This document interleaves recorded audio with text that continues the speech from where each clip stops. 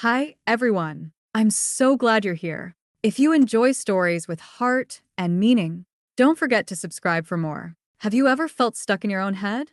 Like your mind is so loud, you can't hear your own heart? This is the story of a girl named Lena. Lena was a girl who thought a lot. She thought about her future. She thought about what people might be thinking about her. Even when she was alone, her mind wasn't quiet. She would try to sleep and think, did I say something wrong today? Why didn't they smile back? What if I never succeed? Sometimes, she didn't even realize she was thinking.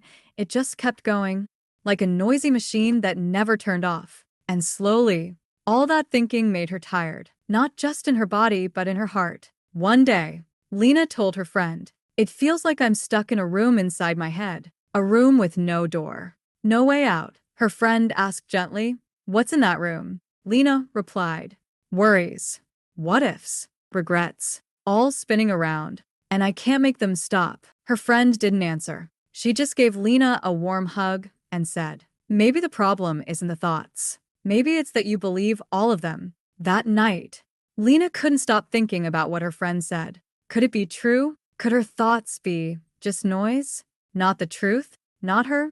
Part 2. The crack in the wall.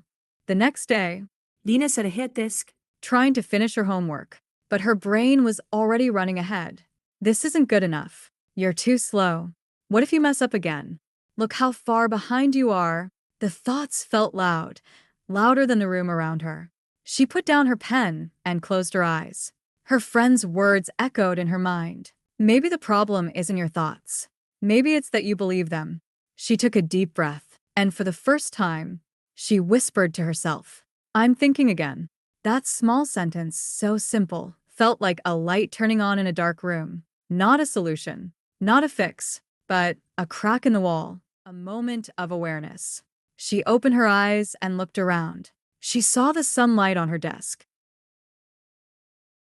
felt the wooden chair beneath her. It was all still here. The world hadn't disappeared. Only her attention had. She smiled just a little, not because the thoughts were gone, but because she had stepped back from them. In that tiny moment, she realized, I don't have to fight my thoughts. I just have to notice them and come back to now. Part 3. Coming back to now. Over the next few days, Lena started noticing something new. She couldn't always stop her thoughts, but now she could catch them. While brushing her teeth, her brain whispered, "You're wasting time. Hurry up." She smiled gently and said in her mind, "Hello again." Noisy thoughts. And then she focused on the water, the sound of the brush, the feeling of her feet on the floor. That was peace, not because everything was perfect, but because she had returned to the now. During class, when she compared herself to someone else, her mind started, "She's smarter than you. You'll never catch up." But this time, Lena paused. She placed her hand on her notebook and felt the paper. She breathed in, she breathed out, and said to herself, "I'm still here. And that's enough for this moment." One evening, her younger brother came into her room, laughing. Normally, she would have been too lost in her head to enjoy it, but today she laughed with him. They played cards. She forgot about her overthinking for a while. She just lived. And for the first time in a long time, the room in her head felt quiet, not empty, but peaceful. Still. Free. Lena finally understood. I was never trapped. I just never looked outside the wall of my own thoughts. Part 4. Helping someone find the exit. One afternoon, Lena noticed her classmate, Tia. sitting alone by the window, staring at her paper, but not writing. Her fingers tapped nervously. Her leg bounced. Her eyes looked tired. Lena recognized that look. It was the same way she used to feel, trapped inside her head. So Lena sat beside her and gently asked, "Want to talk about it?" Tia hesitated, then whispered, "My brain won't stop. I keep thinking about how I'll fail, and I can't even focus anymore. It's like my thoughts are shouting." Lena nodded slowly. "I know that room. I've lived there too." Tia looked surprised. "How did you get out?" Lena smiled softly and said, "I didn't fight the thoughts. I just stopped believing all of them. And I started coming back to now.